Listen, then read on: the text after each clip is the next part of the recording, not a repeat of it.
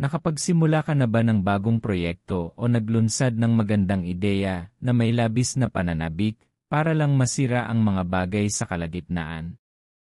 Ibinigay mo ang iyong makakaya, nagplano ng mabuti, at tumanggap ng payo mula sa mga taong may karanasan, at hindi pa rin ito nagtagumpay gaya ng iyong inaasahan. Hindi ka nag-iisa.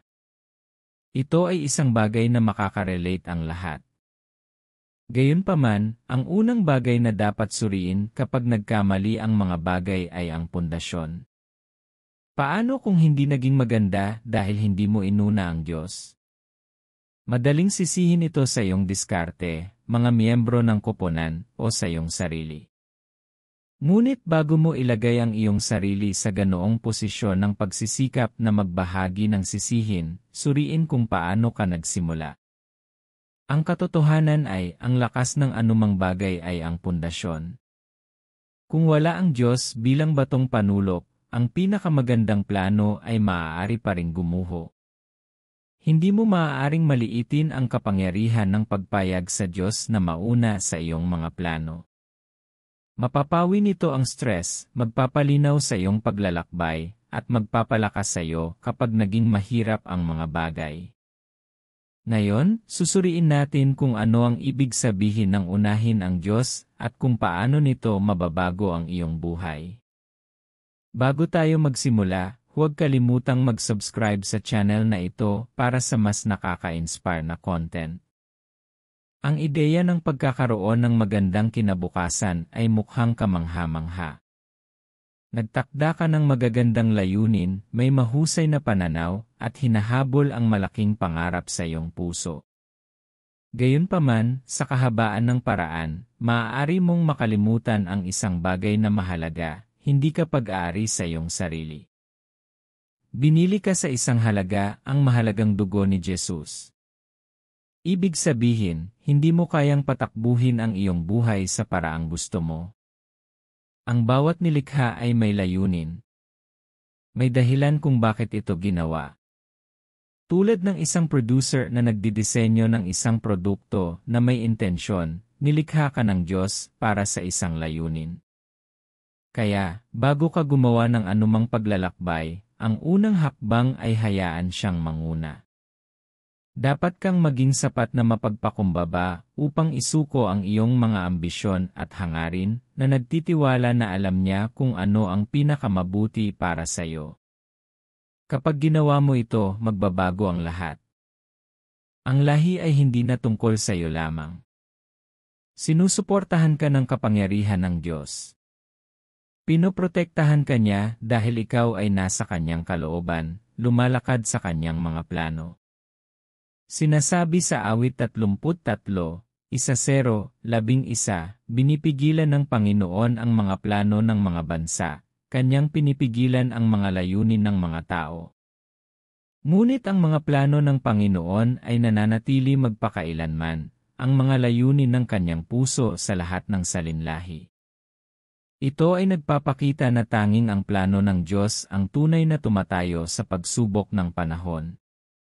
Gusto mo ba ng isang buhay na pamana kung saan ang iyong epekto ay nabubuhay sa iyo? Nais mo ba ang isang buhay ng kapayapaan at pangmatagalang pag-unlad? Ang sikreto ay simple, unahin ang Diyos. Ngayon, tignan natin kung ano ang mangyayari kapag pinili mong mamuhay kasama ang Diyos sa sentro ng iyong buhay. Numero 1, nagdudulot ito ng kalinawan at direksyon. Bago simulan ng isang tagabuo ang pagtatayo, hindi sila kumukuha ng mga bloke at sinimulang ilagay ang mga ito ng random. Umupo muna sila at gumawa ng plano. Isinasaalang-alang nila kung ano ang dapat na hitsura ng gusali, at ang planong iyon ay nagiging mapa na gumagabay sa gawain. Kung wala ito, walang istruktura, ngunit pagkalito. At ganyan ang buhay. Maaari kang magkaroon ng maraming pangarap at ambisyon at patungo pa rin sa maling direksyon kung hindi mo gagamitin ang tamang mapa. Ito ay lampas sa pagpaplano, ito ay tungkol sa pagpaplano kasama ang Diyos.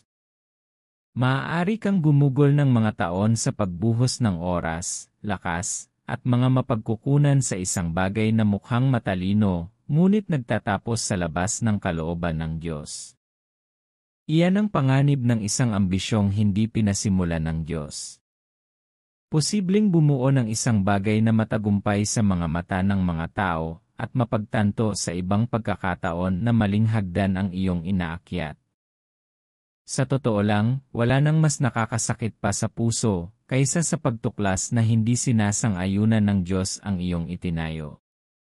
Ang ideya sa negosyo, paglipat sa karera, o relasyon ay maaaring mukhang maganda dahil may ibang gumawa nito at ito ay nagtrabaho para sa kanila.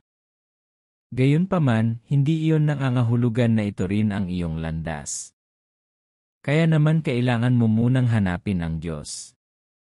Siya ang master planner. Nakikita niya ang wakas mula sa simula. At kung anyayahan mo siya bago lumabas, ituturo niya sa iyo ang tamang daan. Hindi lamang niya sasabihin sa iyo kung ano ang dapat mong gawin, tuturuan ka rin niya kung paano ito gagawin. Hindi mo na kailangang ipagpatuloy ang paghula sa iyong sarili. Hindi ka maiipit sa mga lupon, umaasa na ang iyong pagsisikap ay magdadala sa iyo sa isang lugar na makabuluhan. Ang pagpayag sa Diyos na mamuno ay hindi nangangahulugan na ikaw ay mahina o wala kang tungkulin. Nangangahulugan ito na matalino ka at kinikilala mo na may limitasyon ang iyong paningin. Ngunit nakikita ng Diyos ang malayo at higit pa. Hindi niya sinusubukang kontrolin ang iyong buhay, pinamamahalaan ka. Hindi, siya ay isang mapagmahal na ama na nagmamalasakit sa kung ano ang magiging resulta ng iyong buhay. Alam niya ang mga laban na haharapin mo at gusto kanyang ihanda, gabayan, at palakasin ang mga darating. Ang totoo, ang bawat paglalakbay ay nagsisimula sa kadalakan hanggang sa may pagtutol. Maghintay hanggang sa maharap ka sa isang sandali ng Red Sea, doon ang katotohanan. At kung hindi ka sinugo ng Diyos, maaari kang magsimulang magtanong kung bakit mo ginawa ang unang hakbang. Alalahanin ang kwento ng mga Israelita. Masaya silang umalis sa Ehipto. Matapos ang mga taon ng pagkaalipin, sa wakas ay nakalaya na sila. Ngunit tingnan kung ano ang nangyari sa kanila, nakasalubong nila ang dagat na pula sa kanilang paglalakbay. Nataranta sila at naisipang bumalik. Ngunit ipinadala sila ng Diyos sa landas na iyon, at gumawa siya ng paraan dahil kasama nila siya. Hinati niya ang dagat. Gayunpaman, isipin kung umalis sila sa Ehipto ayon sa kanilang mga kondisyon, nang walang patnubay ng Diyos. Maaabutan sana sila ng Faraon kung hindi ay nalunod sila. Iyan ang nangyayari kapag lumipat ka ng walang Diyos. Ikaw ay naiwang hindi handa para sa kung ano ang hinaharap. Gayunpaman, kapag ang Diyos ay nasa harapan mo, kahit na ang problema ay maaaring lumitaw, siya ay magpapakita ng mas malakas. Ang Diyos ay hindi nangangako ng buhay na walang hamon, ngunit ipinangako niya ang kanyang presensya. Nangangako siya na tutulungan ka mula dito at ituturo ka sa tamang landas. Kaya, huwag magmadaling tumakbo ng walang kalinawan. Huwag kopyahin ang mapa ng ibang tao kapag hawak ng Diyos ang sayo. Ang iyong modelo at lahi ay natatangi. Hayaan ng Diyos na manguna. Hayaang bigyan ka niya ng blueprint dahil kapag ginabayan ka niya, kahit na hindi perpekto ang iyong paglalakbay, ito ay may layunin. Iyan ang kapangyarihan ng pag-una sa Diyos. Bilang dalawa, ito ay may kapayapaan at banal na proteksyon. May isang uri ng kapayapaan na hindi maibibigay ng mundo. Ito ang kapayapaang nararanasan ng iyong kaluluwa sa kabila ng pagiging magulo ng buhay. Ang ganitong uri ng kapayapaan ay naroroon lamang kapag inuuna mo ang Diyos. Laging alamin na kapag ang Diyos ang nasa sentro ng iyong buhay, higit pa ito sa pagkakaroon ng direksyon. May katiyakan ng kanyang presensya sa iyo. Ang presensya na ito ay nagpapatahimik sa iyo kapag ang lahat ay malapit ng umasim. Nagiging kumpiyansa ka kapag tinatanggihan ng mga tao ang iyong panukala at pinapanatili kang gumagalaw sa kabila ng mga pag-urong. Hindi naman kailangang maging perpekto ang lahat. Ngunit ang pagkaalam na kasama mo ang Diyos ay nagpapapaniwala sa iyo na ang mga bagay ay magiging pabor sa iyo. Ang kapayapaan ay hindi kapag ang lahat ay nangyayari tulad ng iniisip mo.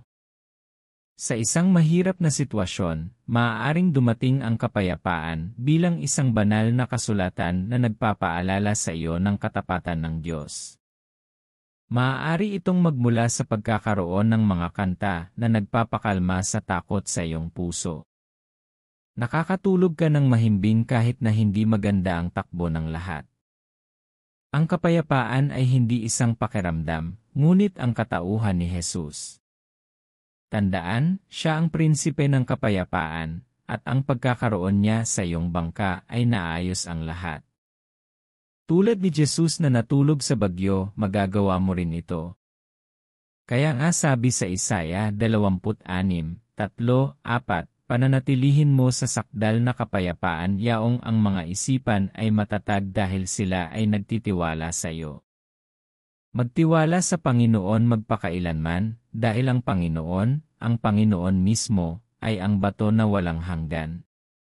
Suriin sa loob mo ang paglalakbay na iyong gagawin.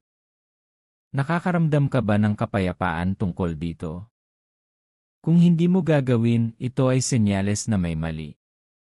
Si Jesus ay nawawala sa equation na yon. Kung ikaw ito, maaari mong gawin ang pagsusuring ito. Hindi pa huli ang lahat para sundan ang iyong mga hakbang. Maaari kang magsimulang muli kasama ang Diyos. Ngayon, pag-usapan natin kung paano ka sinisiguro ng pag-una sa Diyos. Maraming tao ang nasa panganib dahil nauna sila sa Diyos. Hindi nila iniisip ang tungkol sa Diyos bago magpasya, ngunit tungkol lamang sa kanilang mga bulsa at tiyan. Sinimulan nilang ituloy ang mga magagarang alok at pagkakataon na may mabilis na mga pakinabang, ngunit sa lalong madaling panahon nakalimutan na hindi lahat ng mukhang maganda ay mula sa Diyos. Ang ilan sa mga pagkakataong ito ay maaaring mukhang napakaganda para maging totoo. Ngunit ang pagtutok sa pera ay madaling mabulag kung hindi ka mag-ingat. Ang hindi sinabi ng nagbigay ng offer na ito ay isa itong bitag sa disgis. Sa halip na tanungin ang Diyos, ito ba ang iyong kalooban, pinahintulutan ng marami ang kanilang kasakiman na itulak sila palayo sa kapayapaan, layunin at Diyos. Payayamanin ka nila, ngunit bago mo malaman, na ibenta mo na ang iyong kaluluwa. Ito ang pinsalang dulot ng hindi pag-uuna sa Diyos. Ang pagkakaroon ng takot sa Diyos ay magliligtas sa iyo mula sa ilang mga pinsala. Halimbawa, isipin ang tungkol sa mga relasyon. Kung hahayaan mo ang mga emosyon at alindog ng mga tao na manguna sa iyo nang hindi hinahanap ang tinig ng Diyos, maaaring mapunta ka sa isa na mag-aalis ng iyong pagkakakilanlan at sumisira sa iyong mga halaga. Ang pagkatakot sa Diyos ay magdudulot sa iyo na magtanong, Panginoon, para ba sa akin ang taong ito? Sa kabila ng kahinaan ng iyong laman, malalaman ng iyong espiritu kung kailan ka lalayo. Ang pakikitungo na iyon ay maaaring magmukhang tagumpay na ipinagdarasal mo, ngunit maaaring may kasamang kompromiso o hindi katapatan. Gayunpaman, ang takot sa Diyos ang maglalagay sa iyo sa kontrol. Ipapaalala nito sa iyo na mas mabuting sundin ang Diyos, kahit na mukhang mabagal kaysa sumugod sa kapahamakan. Maaaring hindi palaging may katuturan ang banal na direksyon sa sandaling ito, ngunit ito ay proteksyon ng Diyos. Ang iyong mabubuting pagnanasa ay maaaring humantong sa iyo sa panganib. Kaya dapat mo silang isuko sa Diyos. Sa pamamagitan ng pagkatakot sa Diyos, maglalagay ka ng tamang mga hangganan na hindi magtutulak sa iyo sa kung ano ang magagastos ng higit pa kaysa sa maaari mong bayaran. Ang magandang plano o pagnanais na ito ang naging dahilan ng pagkasunog ng ilang tao. Nawala nila ito sa altar ng makasariling pagtubis. Hanggang ngayon, nagpupumiglas sila. Ang ilan ay nawalan ng pamilya dahil pinili nila ang kanilang trabaho kaysa sa tinig ng Diyos. Ang iba ay lumakad sa hindi nakakapinsalang pagkakaibigan, ngunit ginamit ng kaaway ang mga pagkakaibigang ito bilang mga sandata upang makaabala sa kanilang kapalaran. Nakikita mo sa Diyos mayroong kaligtasan. Kapag sinunod mo ang kanyang pamumuno, poprotektahan ka niya. Hindi mo kailangang mag-alala tungkol sa kapahamakan basta't sundin mo siya. Kahit na may problema, mauuna siya sa iyo at magbibigay ng ruta ng pagtakas. Maaaring tumanggi ang Diyos sa isang pagkakataon ngayon, ngunit magtiwala sa Kanya dahil alam niya ang lahat. Sa hinaharap, makikita mo kung saan Kanya iniligtas. Kaya, bago mo habulin ang anumang bagay, hanapin ang mukha ng Diyos. Huwag gumawa ng mga desisyon dahil ang iba ay ginagawa rin. Hayaang gabayan ka ng kanyang takot sa paglalakbay na ito. Pangatlo, tinatangkilik mo ang mga prutas na tumatagal magpakailanman. Mayroong isang magandang bagay tungkol sa mga resulta na nananatili, hindi pansamantalang tagumpay na kumukupas pagkatapos ng ilang sandali, ngunit tunay na pangmatagalang mga bunga na patuloy na nagsasalita para sa iyo pagkatapos mong umalis. Kung mapapansin mo, itinala ng Biblia ang kasaysayan para matuto tayo rito. Ngayon, kung gusto mong matuto tungkol sa pananampalataya, makikita mo ang buhay ni Abraham. Upang maunawaan ang katapangan, maaari mong tingnan si Apostol Pedro o Paul. Ngayon, bakit ganyan? Kailangan ka ng Diyos na mamuhay ng may epekto kahit na wala ka na. Ngunit kung minsan ang iyong pagtugis ay maaaring hindi magbibigay sa iyo nito. Ang iyong makasariling ambisyon ay maaaring maging dahilan upang ipagdiwang ka ng mga tao. Pero ano ang mangyayari kapag wala ka na? O anong klaseng pamana ang iwan mo sa iyong mga anak para maipasa nila ito sa susunod na henerasyon? Kailangan mong mag-isip sa ganitong paraan. Kung nais mo ang isang buhay na mahalaga at nagbubunga ng pangmatagalang bunga, dapat mong hayaan ang Diyos na manguna. Kapag ang Diyos ang nasa sentro ng iyong buhay, ang itinayo mo ay mananatili magpakailanman. Walang makakapagpayabag sa anumang nakaugat sa Diyos. Hindi mahalaga kung ito ay isang bagyo o isang hamon, ito ay tatayo pa rin. Maaaring magbago ang mga lalaki. Maaari ka nilang palakpakan ngayon at kalimutan ka bukas. Palaging magbabago ang mga uso. Ang ipinagdiriwang ng mga tao ngayon ay maaaring walang kaugnayan bukas. Gayunpaman, ang pinasimulan ng Diyos ay tumatagal. Nagsasalita ito kahit tahimik ka. Masakit na maraming tao ang naghahangad ng mga resulta, ngunit hindi lahat ng resulta ay mahalaga sa kawalang hanggan. Maaari mong gugulin ang iyong buong buhay sa pagkamit kung ano ang kadakilaan sa mga tao, ngunit hindi pa rin ito kinikilala ng langit. Hindi sasang-ayunan ng Diyos ang hindi niya itinalaga. Bilang isang mananampalataya, tinawag ka ng Diyos hindi para mag-ingay, kundi para gumawa ng pagbabago na mahalaga para sa Kanya. Nangyayari yan kapag siya ang nasa likod ng ginagawa mo. Sa Juan 15:5, sinabi ni Jesus, "Ako ang puno ng ubas, kayo ang mga sanga. Kung kayo'y mananatili sa akin at ako sa inyo, kayo ay magbubunga ng marami, bukod sa akin, wala kayong magagawa." Nakita mo ba yun? Wala siyang sinabi. Hindi niya sinabing makakaapekto ka.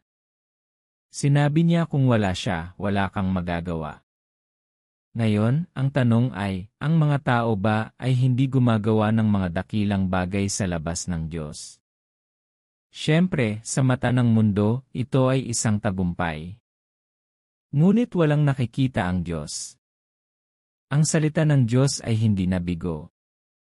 Ang sinumang gumawa ng anumang bagay sa labas ng Diyos ay nauubos ang kanilang pagsisikap. Itinuturo din ng banal na kasulatan na sa Kanya maaari kang magbunga. Tunay na nais ng Diyos na magbunga ka. Siya ay namuhunan sa iyo, at siya ay naghihintay para sa isang ani. Kapag ang Diyos ang maghahasik, alam niya kung kailan at paano ito magbubunga. Kapag nangyari ito, babaguhin nito ang mga henerasyon. Marahil ay nasubukan mo na ang ilang bagay at nakakita ng pansamantalang tagumpay. Pero sa loob-loob mo, masasabi mong hindi ito fulfilling. Hindi ito nagdadala ng bigat o nagdadala ng kagalakan na tumatagal. Mararamdaman mo pa rin na may kulang. Ito ang tanda mo para payagan ang Diyos na manguna. Hayaang i-redirect niya ang iyong mga hakbang at putulin ang hindi naaayon sa kanyang kalooban. Ang proseso ay maaaring mahirap, ngunit ito ay mahalaga para sa pagbubunga ng pangmatagalang bunga. Hindi mo dapat gugulin ang iyong lakas sa hindi mahalaga 5 taon mula ngayon, pag-usapan ang kawalang hanggan. Hindi ito nangangahulugan na ang bawat ideya o layunin na ibinibigay ng Diyos ay mananatili magpakailanman, ngunit ang epekto ay hindi malilimutan. Ang tunay na mabungang buhay ay may layunin. Ito ay tungkol sa paggawa ng ipinagagawa sa iyo ng Diyos sa panahong iyon. Kung minsan ay dadalhin ka ng Diyos sa isang tiyak na asignatura o ideya, at sa kalaunan ay maaaring sabihin niya na oras na para magpatuloy. Ang pangmatagalang bagay ay hindi palaging ang mismong pagtatalaga, ito ang bungang ibinubunga nito. Kaya, tanungin ang iyong sarili, nagtatayo ba ako kung ano ang magtatagal? Kung hindi ka matapang na makasagot, ito ay isang senyales upang gumawa ng mga pagwawasto. Hindi ito ang katapusan para sa iyo. Sinusulat pa rin ng Diyos ang magagandang kwento, nagbibigay buhay sa mga patay. Marahil ay nagtataka ka, ano pa ang ginagawa ng pag-una sa Diyos? Numero 4, nararanasan mo ang banal na pabor. Kapag ang Diyos ang nasa sentro ng iyong buhay, hindi mo na kailangang magmakaawa para mabuksan ang mga pinto. Hinahanap ka ng pabor. Nagpapatuloy ito at nagsasalita para sa iyo kung saan hindi maabot ng iyong boses. Iyan ang isang bagay na hindi naiintindihan ng maraming tao. Ang pabor ay hindi palaging tungkol sa kung ano ang ginawa mo ng tama, ngunit kung sino ang kasama mo. Kapag ang Diyos ay kasama mo, pinapalambot niya ang pinakamatigas na puso at maaaring sirain ang mga protokol para sa iyong kapakanan. Ngayon, nangangahulugan ba ito na hindi ka nahaharap sa mga hamon o hindi mo na kailangang magsumikap? Hindi. Kahit na ikaw ay nagpapagal, hinihina ito ng Diyos. Ang iyong maliit na pagsisikap ay nagbubunga ng pinakamataas na resulta. Ginagawa niya ang iyong 5 tinapay at 2 isda sa higit sa sapat na makakain ng libo-libo. Iyan ang pagkakaiba ng banal na pabor. Kung saan ang iba ay nahihirapang makalusot, makakaranas ka ng kadaanan. Hindi dahil ikaw ang pinakaangkop para sa papel, ngunit dahil ang kamay ng Diyos ay nasa iyo. Gagawin ng pabor ang hindi kayang gawin ng mag-isa. Ito ang dahilan kung bakit kahit ang hindi gaanong kwalipikado ay pinili. Kapag lumakad ka pabor, hindi mo kailangan ng manipulasyon para sa pagbubuhat. Ang Diyos mismo ang naglalagay sa iyo. Tingnan si Esther. Siya ay isang regular na babae na marahil ay nais lamang ng isang mas magandang buhay. Gayunpaman, ginamit ng Diyos ang kanyang tiyuhin upang akayin siya sa kanyang lugar ng tadhana. Pagdating niya doon, hindi niya ginawa ang mga bagay sa kanyang paraan. Hinanap niya ang Diyos. Alam niya kung paano makukuha ang gusto niya sa panalangin at pag-aayuno. Dahil dito, namumukod tangi siya sa ilang mga batang babae na gustong maging reyna. Ma-enjoy mo rin ang pabor na ito kung hahayaan mong pangunahan ka ng Diyos. Ang pag-una sa Diyos ay karunungan. Ito ay pag-unawa na kailangan mo siya na tumayo sa mga silid na hindi ka karapat-dapat. Bilang resulta, mas gugustuhin mong gawin ito sa kanyang paraan, kaysa pumutol ka o itulak ang iyong sarili. Kapag nakita ka ng Diyos na papunta sa kanyang direksyon, ilalagay niya ang kanyang visibility sa iyo, dahil maaari niyang tiyakin para sa iyo. Hindi gustong ipahayag ng Diyos ang isang taong hindi luluwalhatiin siya. Gayunpaman, kahit na binuksan ng Diyos ang pintuan ng pabor sa iyo, siguraduhin hindi mo iiwan ang iyong relasyon sa Kanya. Ang nagdudulot ng pabor ay ang pagsunod sa pangunguna ng Diyos at pagbuo din ng lapit sa Kanya. Kung hahayaan mo ang katanyagan o atensyon na makaabala sa iyo mula sa Diyos, diyan mo ito namimiss. So, you must always be connected to God para hindi ka maubusan ng diskarte at hindi maubos ang pabor sa iyo. Bilang 5, nagbibigay ito ng panloob na lakas at katapangan upang tumakbo ng may pangitain. Kapag binigyan ka ng Diyos ng isang pangitain, palaging mukhang mas malaki kaysa sayo. Maaari itong pakiramdam na napakalaki, tulad ng isang bagay na higit sa iyong lakas. Maaaring wala ka pang karanasan sa pag-bank on, ngunit iyon ang punto. Hindi mo ito ginagawa sa pamamagitan ng iyong lakas, ngunit sa kanyang lakas. Kapag inuna mo ang Diyos, hindi niya ibibigay sa iyo ang assignment at aalis. Binibigyan ka niya ng lakas ng loob at katapangan upang tumakbo kasama nito. Ang lakas ng loob ay natural na dumarating kapag alam mong ipinadala ka ng Diyos. Hindi ito pagmamalaki kundi pagtitiwala sa kakayahan ng Diyos na tulungan ka. Ito ang dahilan kung bakit, kahit na pumasok ka sa mga silid na nakakatakot o mas mataas sa iyong karanasan, patuloy ka pa rin.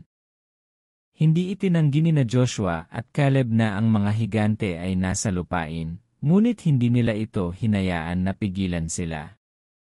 Nakakita sila ng pagkakataon nang makita ng iba ang mga hadlang dahil nagtitiwala sila na kung sila ay ipapadala ng Diyos, tutulungan niya silang mapagtagumpayan ito. Ang natitirang mga espiya ay nagsalita tungkol sa kanilang kahinaan, na nagsasabing sila ay parang mga tipaklong. Ngunit iba ang nakita ni Joshua at Caleb. Tumingin sila sa kabila ng kanilang pisikal na mga limitasyon at nakatuon sa kakayahan ng Diyos. Ang sabi sa mga bilang 14 na, 7, Siyam, ang lupain na ating dinaanan at ginalugad ay totoong mabuti. Kung nalulugod sa atin ang Panginoon, dadalhin niya tayo sa lupain iyon, isang lupaing binubukalan ng gatas at pulot-pukyutan, at ibibigay ito sa atin. Huwag lamang maghimagsik laban sa Panginoon. At huwag matakot sa mga tao ng lupain, sapagkat ating lalamunin sila. Ang kanilang proteksyon ay nawala sa kanila, ngunit ang Panginoon ay wala na sa kanila. Ito ang katapangan na nagmumula sa pag-una sa Diyos. Hindi mo pinahihintulutan ang iyong mga takot o kung ano ang sinasabi ng mga tao na maging ulap sa mga pangako ng Diyos, kahit na ikaw ay nasa isang lugar na sa tingin mo ay mas malaki kaysa sayo. Gumagalaw ka ng may kumpiyansa dahil kasama mo ang Diyos. Kaya, huwag hayaan ang iyong kasalukuyang sitwasyon na panghinaan ka ng loob. Hindi ka dapat umasa sa iyong lakas. Ituon mo ang iyong mga mata sa Diyos na tumawag sa iyo. Kung pinadala ka niya roon, hinding-hindi ka niya pababayaan. Tulad ni Joshua at Caleb, ariin mo ang iyong lupang pangako sa lahat ng pagkakataon. Ngayon, maaari mong itanong, paano ko unahin ang Diyos at hindi hahayaang maagaw ang mga distractions? Narito ang ilang bagay na dapat isaalang-alang. Tandaan na nabubuhay ka sa isang mundong puno ng mga distractions. Sinusubukan mong matugunan ang mga deadline at inaasahan ng lipunan, at sa gitna nito, maaari kang mawalan ng focus. Gayunpaman, may mga paraan upang matiyak na wala kang gagawin ng walang pagsang-ayon ng Diyos. Una, laging simulan at tapusin ang iyong araw kasama ang Diyos. Ito ay maaaring mukhang masyadong simple, ngunit ito ay isang kasanayan na unti-unting nawawala. Maraming mga tao ang biktima ng pagbukas sa kanilang mga telepono sa umaga. Gumising sila, mabilis na tumakbo sa kanilang listahan ng gagawin, at nagsimulang maghanda para sa trabaho na nakakalimutan ang Diyos. Ang dahilan ay kailangan nilang makipagkita sa kanilang pang-araw-araw na gawain. Gayunpaman, mas matalinong gumising ng ilang minuto ng maaga upang ipagdasal ang iyong araw at tapusin ito ng may pasasalamat sa nangyari. Ang isang sandali sa Biblia ay makapagbibigay ng karunungan na kailangan mo para sa araw na iyon. Kaya, huwag maliitin ito. Gumugol ng oras sa pananalangin, pagsamba sa Diyos. Ibigay ang araw sa mga kamay ng Diyos at gagabayan ka niya. Ang isa pang bagay ay ang intensyonal ang iyong oras. Ang pag-uuna sa Diyos ay hindi nangangahulugang babaliwalain mo ang iyong mga responsibilidad.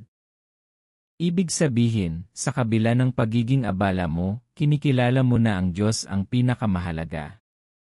Gagawa ka ng oras para makasama siya. Planuhin ang iyong tahimik na oras tulad ng gagawin mo sa isang mahalagang pagpupulong. Huwag hintayin na malaya ka bago ka manalangin. Lumikha ng oras. Kailangan mo ring hayaang gabayan ng salita ng Diyos ang iyong mga desisyon. Wala kang pinagdadaanan na bago. Kung ikaw ay nasa isang sangang daan, makikita mo kung paano hinarap ni Jesus at ng iba pang mga lalaking may pananampalataya ang katulad na mga sitwasyon bago tanggapin ang alok na iyon. Bago ka mag-o sa relasyong iyon, tanungin kung ano ang sinasabi ng salita ng Diyos tungkol dito. Bago mo gawin ang pamumuhunan na iyon, magtanong sa Diyos.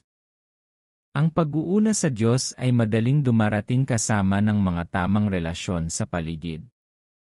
Isa sa mga pinakadakilang regalo ng Diyos para sa iyong paglalakbay ay ang mga tamang tao, mga taong tumatawag sa iyo pabalik kapag ikaw ay naliligaw. Nagtanong na ba ang isang kaibigan, napagdasal mo na ba ito? Marahil ay nagbahagi ka ng ideya o plano na nasasabik ka, at huminto sila upang itanong ang tanong na iyon. Ito ay maaaring mukhang simple, ngunit ito ay makapangyarihan. Tinatawag ka nito para mag-order. Kung nanalangin ka, matapang kang sasagot. Gayunpaman, kung hindi mo pa nagagawa sa sandaling iyon, tandaan na hanapin muna ang Diyos. Kailangan mo ang mga ganitong uri ng boses sa paligid mo. Ang mga hindi natatakot na sabihin sa iyo kapag ang iyong focus ay nagbabago. Ang mga taong hindi nanonood sa iyo na lumakad sa pagkakamali, ay itatama ka sa pag-ibig at ituturo ka pabalik sa katotohanan. Mga kaibigan na hahawakan ang iyong mga kamay sa panalangin kapag ang buhay ay nakakaramdam ng pagkalito. May mga pagkakataong nagdarasal ka ngunit kailangan pa rin ng higit na kalinawan. Sa mga sandaling iyon, dinadala ka ng mga makadiyos na kaibigan sa pamamagitan upang maiayon mo ang kalooban ng Diyos. Sinasabi ng banal na kasulatan sa Kawikaan 27:17, kung paanong ang bakal ay nagpapatalas sa bakal, gayon din ang isang tao ay nagpapatalas sa iba. Ito ang dahilan kung bakit mahalaga ang iyong lupon. Sa wakas, tandaan na ang pagsuko ang dapat mong gawin araw-araw. Dapat mong unahin ang Diyos at huwag nang lumingon. Ito ay hindi isang beses na desisyon. Ito ay isang pamumuhay. Ang ilang mga tao ay nagsisimula sa paghahanap sa Diyos, at sa daan, nagsisimula silang gawin ang gusto nila. Maaaring ito ay dahil sa kaginhawahan, pagmamataas, o pagkagambala. Maaaring hindi ito madali. May mga araw na nahihirapan ka dahil sa paglukso ng pananampalataya na dapat mong gawin. Ngunit gaano man ito kahirap, tandaan na ang paraan ng Diyos ay laging nagdudulot ng kapayapaan at katuparan.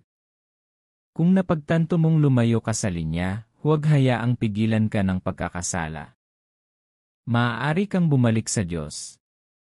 Ang Ama ay laging handang tanggapin ka. Iniaabot niya ang kanyang kamay para tanggapin ka. May biyaya para sa isang bagong simula. Kaya ngayon, sumuko sa Diyos. Hindi na maupo sa bakod. Piliing unahin ang Diyos sa lahat ng bagay. Unahin siya sa iyong mga desisyon, plano, at pang-araw-araw na buhay, at magtiwala na akayin ka niya sa isang mabungang buhay na nag-uumapaw sa kanyang pagpapala. Sinasabi sa Mateo 6:33, ngunit hanapin muna ang kanyang kaharian at ang kanyang katuwiran, at ang lahat ng mga bagay na ito ay ibibigay din sa inyo. Hayaan itong maging iyong hangarin araw-araw upang unahin siya palagi. Bago ka umalis, sabihin ang panalangin na ito ng may katapatan. Mahal na Panginoon, ako ay lumalapit sa iyo ngayon, hindi lamang sa mga salita, kundi sa isang taos puso at bukas na puso. Alam ko kung ano ang pakiramdam ng magdala ng mga pangarap at pasanin na hindi sa akin. Alam ko kung ano ang pakiramdam na subukan at alamin ang lahat sa aking sarili, nalilimutan na hindi ko nilikha ang aking sarili. Ginawa mo. Patawarin mo sana ako sa mga pagkakataong nauna akong tumakbo nang wala ka, para sa mga pagkakataong nagplano ako at naalala ko lang na imbitahan ka pagkatapos na masira ang lahat. Lord, ayoko nang mamuhay ng ganyan. Natututuhan ko na ang pinakaligtas na lugar ay nasa gitna ng iyong kalooban. Nais kong gawin hindi lamang kung ano ang iniutos mo sa akin, ngunit gawin ito ng pinangungunahan mo ako. Hindi ko nais na gawin ito para lamang sa mga pagpapala, kundi upang isuko ang aking buhay, mga plano, mga hangarin, at mga layunin sa iyo. Nais kong ikaw ang mauna sa aking puso at sumasalamin sa aking mga kilos, desisyon, at pang-araw-araw na pamumuhay. Ituro sa akin kung ano ang tunay na ibig sabihin ng unang hanapin ka.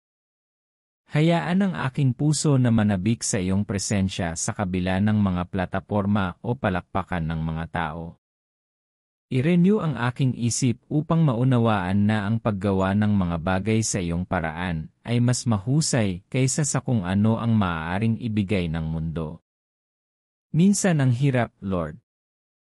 Nakikita ko ang iba na tumatakbo sa unahan at nagbubukas ng mga pinto para sa kanila at natutukso akong magkumpara.